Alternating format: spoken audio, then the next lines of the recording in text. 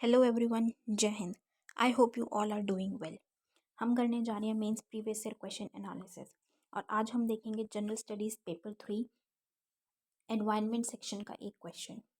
मैं उम्मीद करती हूँ गाइज आप लोगों ने इस क्वेश्चन को अटेम्प्ट किया होगा और एक बहुत अच्छा आंसर फ्रेम किया होगा। तो गाइज आज हमें रिवर लिंकिंग के बारे में, रिवर लिंकिंग प्रोजेक्ट से किस तरीके से क्या उसकी ज़रूरतें हैं, क्या उसकी एडवांटेजेस हैं, कैसे वो हेल्प करता है और क्या उसके एनवायरनमेंट पे, हमारे वातावरण पे प्रभाव पड़ सकता है, इम्पैक्ट्स पड़ सकता है। हम आज उसके बारे में डिस्कस करेंगे। तो आपको उससे रिलेटेड या रिवर लिंकिंग से रिलेटेड बहुत सारे पॉइंट्स आपको आज मिलेंगे, तो आप उनको प्लीज़ एक जगह क्लब करके रखिएगा जहाँ पे आप अपने एनवायरनमेंट के नोट्स बनाएंगे या आप डैम से रिलेटेड, रिवर लिंकिंग से रिलेटेड, वाटर से रिलेटेड नोट्स बनाएंगे। आप वहाँ पे उनको क्लब करके रख सकते हैं, राइट। और अगर आपको कुछ एक्स्ट्रा पॉइंट्स लगते हैं जो हम ऐड कर सकते हैं तो प्लीज़ हमारे साथ वो कमेंट सेक्शन में ज़रूर शेयर कीजिएगा। तो स्टार्ट करने से पहले गाइज मैं आपको अपने कोर्सेज़ के बारे में बता दूँ तो हमारा करंट अफेयर्स बैच रन कर रहा है जिसमें डेली बेसिस पे आपको वीडियो लेक्चर्स प्रोवाइड किए जाते हैं और साथ ही साथ हमारे टेलीग्राम चैनल पे पीडीएफ्स भी दी जाती हैं फ्री ऑफ कॉस्ट, जहाँ से डाउनलोड करके आप उनको पढ़ सकते हैं। और आप अगर हमारे करंट अफेयर्स के पेड कोर्स को ज्वाइन करते हैं तो उसमें डेली बेसिस पे लाइव डाउट सेशंस लिए जाते हैं और साथ ही साथ रिवीजन भी करवाई जाती है। हमारा जीएस का pre plus mains batch run कर रहा है गाइज। उसमें बिल्कुल बेसिक से ज़ीरो से तैयारी करवाई जा रही है। एनसीईआरटी 6 क्लास से लेकर एडवांस बुक्स तक का कवरेज करवाया जा रहा है गाइज, तो ज़रूर ज्वाइन कीजिएगा। हाईली रिकमेंडेड बैच है। बेसिक से तैयारी का मतलब ये होता है कि आपका फाउंडेशन बिल्ड इतना अच्छा होगा, आपको कॉन्सेप्ट क्लैरिटी इतनी अच्छी हो जाएगी कि आपको एग्ज़ाम निकालने से कोई नहीं रोक सकता। तो ज़रूर ज्वाइन कीजिएगा गाइज। और हमारा मेंस आंसर राइटिंग बैच भी रन कर रहा है जिसमें आपके लिए एक फ्री सीरीज़ चलाई गई है जिसमें आपको टेलीग्राम चैनल पे मॉर्निंग में कुछ क्वेश्चंस दिए जाते हैं। आप ऑल डे लॉन्ग उन क्वेश्चंस को अटेम्प्ट करते हैं और रात को 8 बजे आपको उन क्वेश्चन से रिलेटेड एनालिसिस वीडियो प्रोवाइड किया जाता है और साथ ही साथ पीडीएफ्स भी प्रोवाइड की जाती है हमारे टेलीग्राम चैनल पे, जहाँ से आप उनको डाउनलोड करके पढ़ सकते हैं। और गाइज हमारा मेंस आंसर राइटिंग का एक पेड बैच भी लॉन्च हो चुका है, वो बहुत जल्द शुरू होने वाला है, तो जल्दी ज्वाइन कीजिएगा। उसमें 500 प्लस क्वेश्चंस की आपको प्रैक्टिस कराई जाएगी। हमारी एक्सपर्ट फैकल्टी हैं जो आपके क्वेश्चंस को चेक करेंगे, इवैल्यूएट करेंगे, आपको इम्प्रूवमेंट्स बताएंगे, आपको आपके मिस्टेक्स बताएंगे। और वो इवैल्यूएशन दोनों ही लैंग्वेजेस में होगा, इंग्लिश और हिंदी दोनों लैंग्वेजेस में। और बिल्कुल बेसिक से तैयारी होएगी गाइज। आंसर राइटिंग की भी आपको एनसीईआरटी के क्वेश्चन से प्रैक्टिस कराना स्टार्ट करेंगे और धीरे धीरे आपको एडवांस लेवल पे लेके जाएंगे ताकि आप बहुत बिल्कुल परफेक्ट हो जाए। आपको बिल्कुल मेंस रेडी करवा दिया जाएगा। और ये ऑफ़र आप लोगों के लिए बहुत अच्छे प्राइस में, एक बहुत नॉमिनल रेट में लाया गया है गाइज़, जो आपको कहीं पे भी नहीं मिलेगा। 7777 में। तो ज़रूर ज्वाइन कीजिएगा गाइज़। ज्वाइन करने के लिए आप नीचे दिए गए नंबर 9713282838 पे व्हाट्सएप और टेलीग्राम पे टेक्स्ट करके आप कोर्सेज़ की डिटेल्स ले सकते हैं और कोर्सेज़ को ज्वाइन कर सकते हैं। तो चलिए गाइज़ अपना आज का सेशन स्टार्ट करते हैं। हमारा क्वेश्चन है, not many years ago river linking was a concept but it is becoming a reality in a country. Discuss the advantages of river linking and its possible impacts on the environment. बहुत साल पहले नदी को जोड़ना एक अवधारणा थी, लेकिन यह एक देश में वास्तविकता बन रही है। नदी को जोड़ने के लाभों और पर्यावरण पर इसके संभावित प्रभावों की चर्चा कीजिए। ये क्वेश्चन GS3 एनवायरनमेंट सेक्शन से है और ये क्वेश्चन यूपीएससी ने 2017 में पूछा था।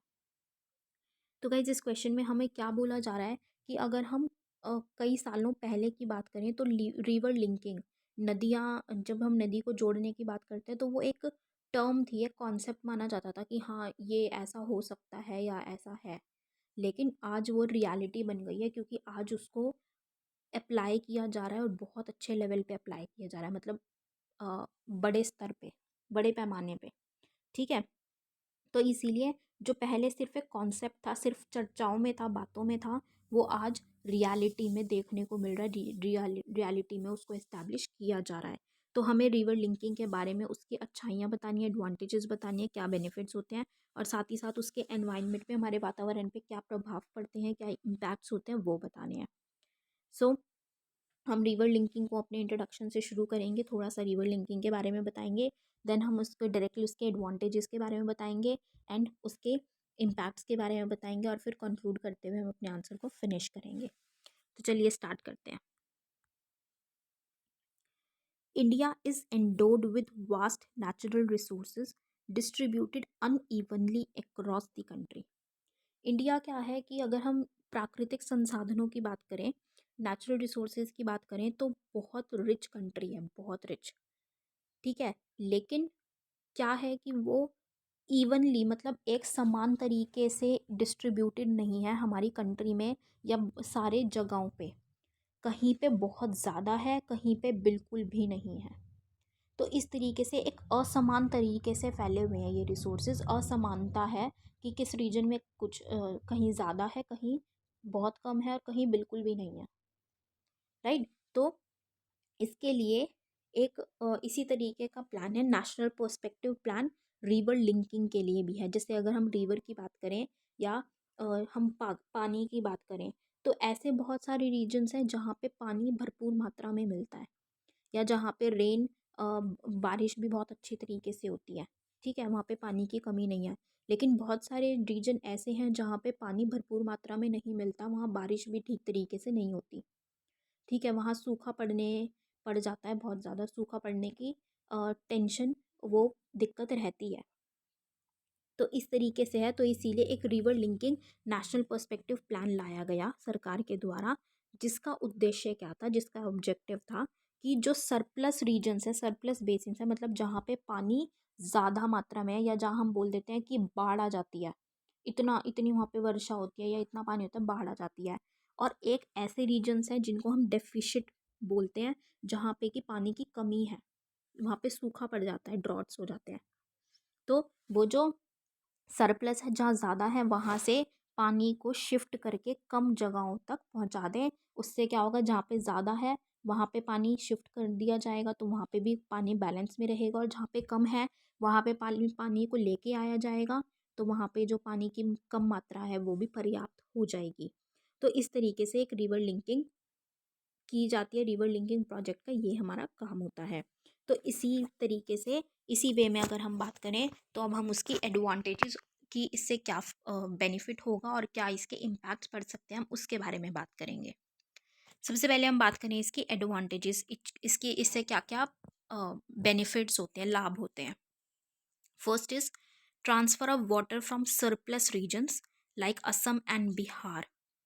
ठीक है, वही हमने बात की कि जो सरप्लस रीजन्स है, जहाँ पे ज़्यादा पानी रहता है, जैसे असम है, बिहार है।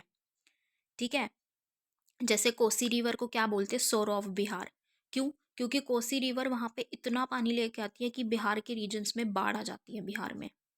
अब बाढ़ आ जाती है तो क्या हो जाता है, लोगों के घर उजड़ जाते हैं, लोग बेघर हो जाते हैं। ठीक है, बहुत लोग उस पानी में बाढ़ के साथ बह जाते हैं, वो उनकी डेथ हो जाती है, मृत्यु हो जाती है। ठीक है, उन्हें खाना पानी, उनके सारी जो बेसिक नेसेसिटीज़ हैं, उनसे वो वंचित हो जाते हैं, तो बहुत सारी दिक्कतें आ जाती हैं वहाँ पे। लेकिन अगर वो जो पानी है, उस पानी को हम शिफ्ट कर दे, ट्रांसफ़र कर दे उन रीजन्स पे, जैसे मान लीजिए अगर वहाँ के पानी को राजस्थान शिफ्ट कर दिया जाए, राजस्थान में पानी की कमी रहती है। ठीक है, वहाँ पे सूखा पड़ने का भी हमें दिक्कत रहती है। राजस्थान के बारे में हम जब बोलते हैं राजस्थान, तो हमें क्या याद आता है, डेजर्ट, की रेगिस्तान है वहाँ तो। ठीक है, वहाँ में हरे भरे पेड़ पौधे दिखते हैं, नहीं। वहाँ पे कौन दिखता है, एनिमल्स में भी कैमल।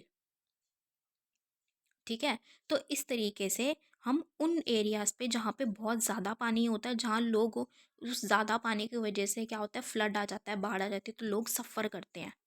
ठीक है, तो हम वहाँ से पानी को ट्रांसफ़र कर सकते हैं रिवर लिंकिंग के थ्रू। पहला इसका एडवांटेज ये है। Second is, as a corollary many drought affected areas will be able to access sufficient water for irrigation, drinking and other purposes। वही बात है कि जो सरप्लस एरियाज़ हैं, अगर हम वहाँ से जो डेफिशिट एरियाज़ है, जहाँ पे पानी की कमी है, वहाँ पे ट्रांसफ़र कर दिया जाएगा रिवर लिंकिंग के थ्रू, तो जिन एरियाज़ में जो सूखा पड़ जाता है, सूखा प्रभावित क्षेत्र हैं, जिन एरियाज़ में, जिन क्षेत्रों में सूखा पड़ने की दिक्कत रहती है, वहाँ पे पानी की कमी होती है बहुत ज़्यादा, वहाँ पे क्या होगा, पर्याप्त मात्रा में पानी मिल जाएगा। पर्याप्त मात्रा में पानी मिल जाएगा तो वहाँ पे कृषि उत्पादकता बढ़ जाएगी, एग्रीकल्चर प्रोडक्टिविटी बढ़ जाएगी, क्योंकि वहाँ पे क्या होता है, पानी के बिना कोई सर्वाइव नहीं कर सकता, हम भी सर्वाइव नहीं कर सकते। सिमिलरली हमारी क्रॉप्स हैं या प्लांट्स हैं वो भी सर्वाइव नहीं कर सकते। तो जब हम कुछ क्रॉप्स को उगाते हैं, एग्रीकल्चर करते हैं, तो उसमें भी पानी की ज़रूरत होती है। लेकिन जो ड्रॉट अफेक्टेड एरियाज़ है, जहाँ पे सूखा पड़ जाता है, वहाँ पे उनको पानी नहीं मिल पाता, तो इसकी वजह से एग्रीकल्चर प्रॉपर तरीके से कृषि उत्पादन नहीं हो पाता। तो वहाँ पे वो जो एग्री इरिगेशन की प्रॉब्लम है, पानी की प्रॉब्लम है, वो सॉल्व हो जाएगी उससे। पहली चीज़, पीने को पर्याप्त मात्रा में पानी मिल जाएगा और जो बेसिक नेसेसिटीज़ के लिए पानी चाहिए होता है वो मिल जाएगा। तो क्या होगा कि वहाँ का एनवायरनमेंट अच्छा हो जाएगा और वहाँ का ग्रीन कवर, अब क्या है, पानी है अच्छा, ठीक है, अच्छे तरीके से है, तो वहाँ पे प्लांट्स भी उगने शुरू हो जाते हैं। तो क्या हो जाता है, ग्रीनरी भी बढ़ेगी, एनवायरनमेंट अच्छा होगा। ठीक है। तो इस तरीके से जो ड्रॉट अफेक्टेड एरियाज़ है वहाँ पे बहुत अच्छा एक एनवायरनमेंट क्रिएट हो सकता है वहाँ पे। और क्या चीज़ है कि एग्रीकल्चर अगर बढ़ेगा, इरीगेशन से एग्रीकल्चर प्रोडक्टिविटी अच्छी होगी, तो फार्मर्स की इनकम भी अच्छी होगी, फार्मर्स की लाइवलीहुड भी अच्छी होगी और फूड सिक्योरिटी भी बढ़ेगी उस रीजन के लिए। राइट। तो बहुत सारे बेनिफिट्स हैं। आप इन बेनिफिट्स को एक फ्लो चार्ट के फॉर्म में या एक सर्कुलर फ्लो के फॉर्म में आप इनको, इन सारे पॉइंट्स को ज़रूर मेंशन कीजिएगा। इस तरीके से अगर हम मेंशन करेंगे ना फ्लो चार्ट में या सर्कुलर फ्लो में, तो वो बहुत ज़्यादा बेनिफिशियल होता है, वो मार्क्स गेन ऐड ऑन करता है हमारे आंसर के लिए। ठीक है। वो अट्रैक्टिव भी लगता है और वो क्या होता है कि एग्जामिनर को एक बार देखते ही पता चल जाती है कि अच्छा बच्चा या कैंडिडेट ये बताने की कोशिश कर रहा है, तो उसको प्रॉपर तरीके से नॉलेज है। तो वहीं पे बहुत अच्छे मार्क्स, वो हमसे खुश होकर वो बहुत अच्छे मार्क्स हमें अलॉट कर देंगे। Moving on to the next point, river linking project will provide additional irrigation benefits. कि इरिगेशन से क्या होगा, अब जैसे एग्रीकल्चर को इरिगेशन, जैसे कृषि के लिए जो भी क्रॉप्स उगाने के लिए जो भी पानी की ज़रूरतें होती हैं, जिस टाइम पे ज़रूरत होती है, जिस तरीके से होती है, वो मिल पाएगी पर्याप्त मात्रा में, तो बहुत सारे उसके बेनिफिट्स हम उठा पाएंगे। ठीक है। जैसे सूखा पड़ने की वजह से एक तो कृषि नहीं हो पाती थी, या जिस टाइम पे उनको पानी की ज़रूरत पड़ती थी उस टाइम पे नहीं मिलता था। तो ये जो सारी की सारी प्रॉब्लम्स हैं, जो भी दिक्कतें हैं, या जैसे किस क्रॉप को कितने पानी की ज़रूरत है, कितना पानी वहाँ पे चाहिए, तो उस हिसाब से हम पानी को रेगुलेट कर सकते हैं, इरिगेशन के बेनिफिट्स वहाँ पे ले सकते हैं, और वो भी उस क्रॉप के अकॉर्डिंग या नीड के अकॉर्डिंग। राइट। और इरिगेशन पोटेंशियल भी बढ़ाई जा सकती है, उसको स्टोर भी करके रखा जा सकता है। जैसे एक एस्टीमेट, एक अनुमान के मुताबिक बताया गया है कि 35 मेगाहर्ट्ज, ठीक है, मतलब sorry, million hectare, 35 million hectare of additional irrigation potential जो है क्रिएट की जा सकती है, बढ़ाई जा सकती है। Next is, it has also been estimated that around 34,000 megawatt of hydroelectricity could also be produced, that could be used for irrigation and other purposes. अब क्या है, जब पानी होता है, आप लोगों ने देखा होगा डैम्स लगा देते हैं हम, ठीक है, तो उससे क्या होता है, या टरबाइंस, ठीक है, डैम्स वगैरह से क्या होता है कि पानी आता है और पानी के यूसेज से जो सरप्लस वाटर है उस पर पानी पड़ता है, जो वो डैम्स होते हैं उनमें टरबाइंस होते हैं, जो पानी पड़ता है वो घूमती है, उससे क्या होती है कि इलेक्ट्रिसिटी जनरेट की जाती है। तो वो जो इलेक्ट्रिसिटी की हमारी, अब यहाँ पे भी आप एक फ्लो चार्ट में आप बता सकते हैं कि इलेक्ट्रिसिटी उससे जनरेट की जा सकती है। इलेक्ट्रिसिटी जनरेट होगी तो क्या होगा कि वहाँ पे जैसे जो फार्मर्स हैं उनको 24/7 क्या मिलेगी, वहाँ पे उनको इलेक्ट्रिसिटी, जो जो उनका पावर की प्रॉब्लम रहती है वो ठीक हो सकती है। जो वो इरिगेशन के लिए पानी के लिए, जो पानी देने के लिए उनको टेक्निक्स की ज़रूरत होती है, उसके लिए उनको इलेक्ट्रिसिटी की ज़रूरत पड़ती है, वो सॉल्व हो जाएगी। ठीक है। उस एरिया में मान लीजिए बैकवर्ड एरिया है या वहाँ पे इतना ज़्यादा अच्छा कंडीशंस नहीं है, ठीक है, तो वहाँ पे उन लोगों को भी इलेक्ट्रिसिटी की प्रॉब्लम्स वहाँ पे दूर हो जाएगी। ठीक है। तो हम हर तरीके से देख रहे हैं, और एनवायरनमेंट में भी बहुत अच्छा इम्पैक्ट पड़ेगा, क्योंकि क्या होता है जैसे कि जो हम सबसे ज़्यादा कोल पे डिपेंडेंट रहते हैं इलेक्ट्रिसिटी के लिए, लेकिन उससे क्या होता है बहुत ज़्यादा एमिशंस देखने को मिलता है हमें, तो उससे भी कहीं ना कहीं थोड़ा सा उस पर डिपेंडेंस कम हो जाएगी, तो हमारा एनवायरनमेंट भी इम्पैक्ट होने से बच जाएगा, वहाँ पे हम अपने एनवायरनमेंट को भी सेव कर सकते हैं। राइट। ये हमने एनवायरनमेंट पॉइंट से देखा, जो हमने फार्मर्स का देखा था वो हमने सोशल इकोनॉमिक से देखा, या फिर हमने जो एजुकेशन से रिलेटेड, या अ, अभी हमने देखा कि लोगों को इलेक्ट्रिसिटी की प्रॉब्लम नहीं होगी, तो उनका काम हो पाएगा। तो वो भी सोसाइटी की पॉइंट ऑफ व्यू से, सोशल पॉइंट ऑफ व्यू से, हम mainly economic point of view से देखें तो जो इम्पोर्ट करवाते हैं हम, वो इम्पोर्ट्स भी कम हो जाएगा। जैसे ऑयल इम्पोर्ट होता है तो वो भी हमारा उससे कम हो जाएगा, क्योंकि इलेक्ट्रिसिटी एनर्जी हम उससे जनरेट कर पाएंगे। ठीक है, तो बहुत सारे मल्टीपल बेनिफिट्स हैं जो हम इससे ले सकते हैं। Next is wide network of inland navigation. कि अब क्या होता है, जहाँ पे अब रिवर लिंकिंग करने से हम एक बहुत बड़ा ऐसा नेटवर्क बना पाएंगे इनलैंड नेविगेशन के लिए, अंतर्देशीय नौवाहन के लिए।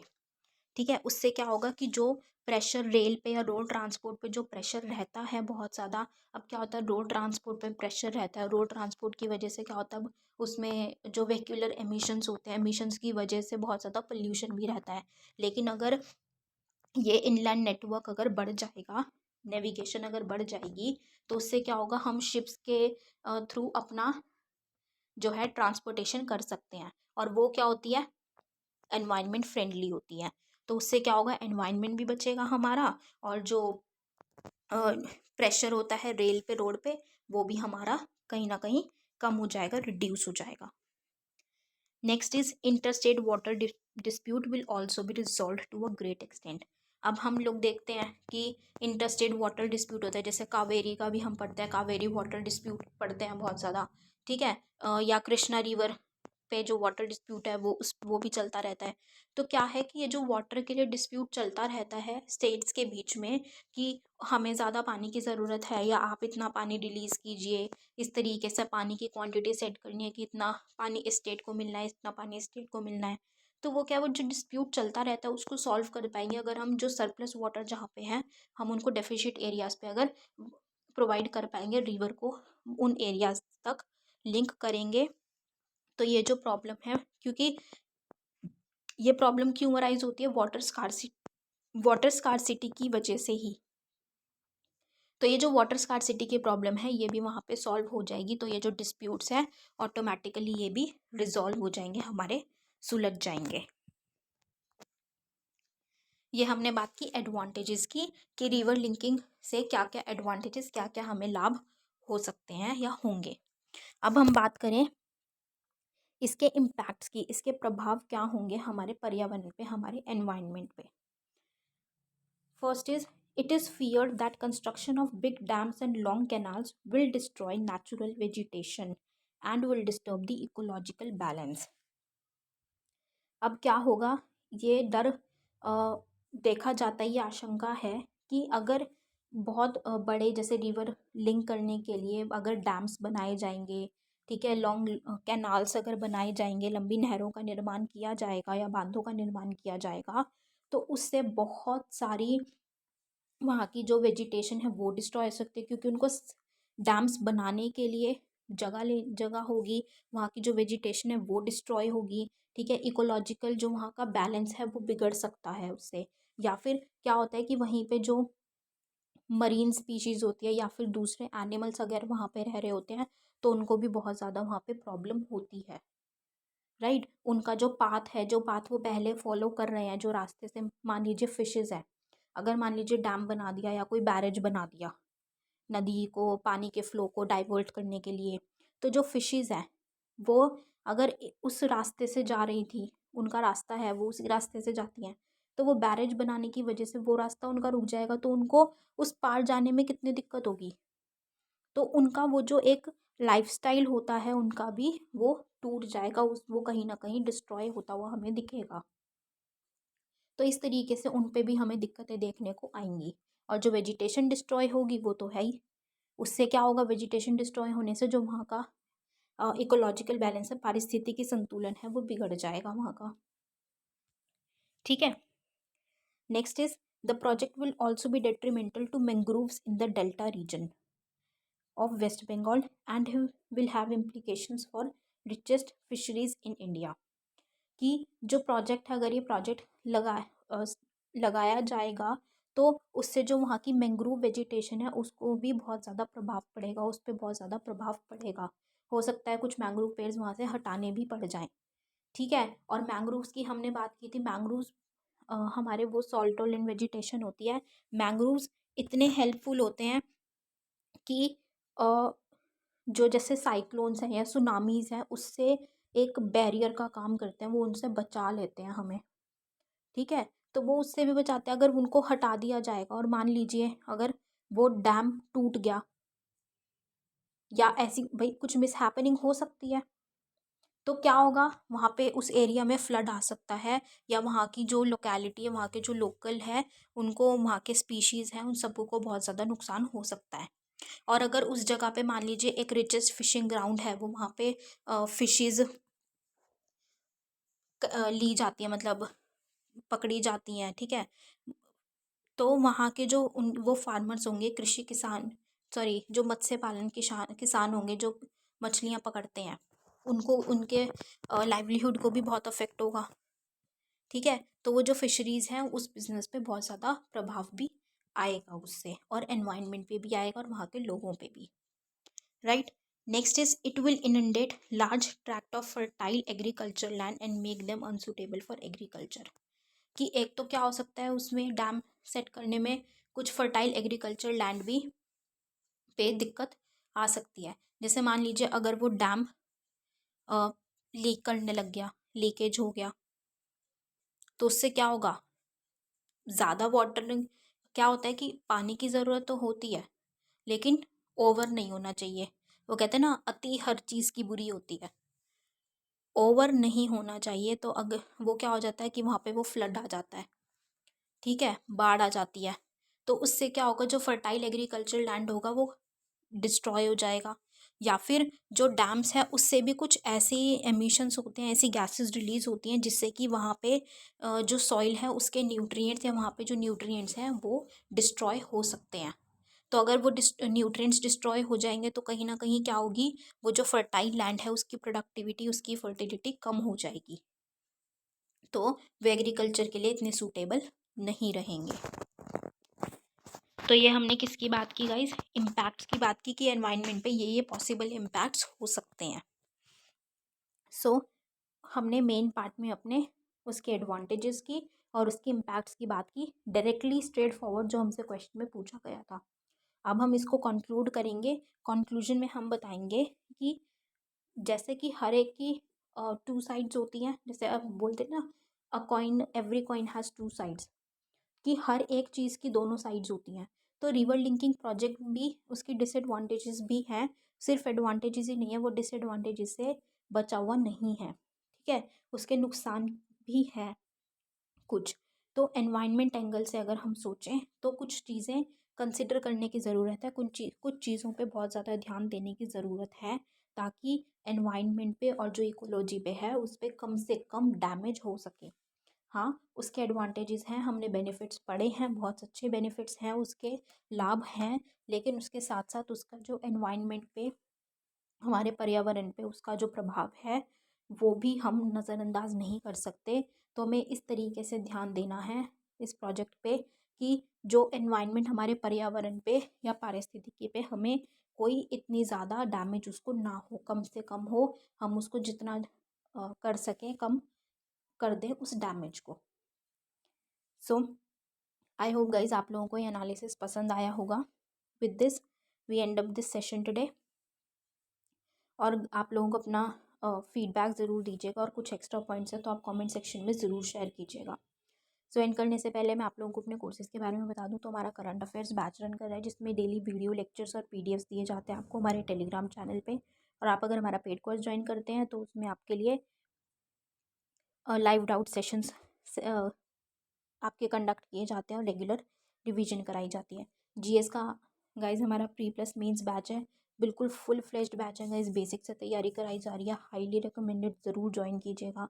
और हमारा मेंस का आंसर राइटिंग बैच भी रन कर रहा है गाइज, जिसमें एक फ्री सीरीज़ आप लोगों के लिए चलाई गई है, जिसमें आपको टेलीग्राम चैनल पे मॉर्निंग में क्वेश्चंस दिए जाते हैं और रात को आपको उन क्वेश्चंस का एनालिसिस वीडियो और पीडीएफ्स भी प्रोवाइड कर दिया जाता है हमारे टेलीग्राम चैनल पे ही।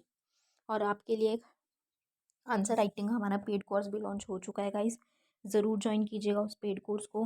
हाईली रिकमेंडेड 500 प्लस क्वेश्चंस की प्रैक्टिस कराई जाएगी, और हमारी जो एक्सपर्ट फैकल्टी हैं वो आपके आंसर कॉपीज़ को चेक करेंगी, आपकी इवैल्यूएशन करेंगी और आपको हेल्प करेंगे कि आप अपना आंसर राइटिंग में बिल्कुल परफेक्ट हो जाओ और आपको बिल्कुल मेंस रेडी बनाएंगे। और बहुत अच्छे ऑफर में लाया गया गाइस, तो ज़रूर ज्वाइन कीजिएगा। So I hope you have liked this session. Thank you so much guys. Have a great day ahead. Jai Hind.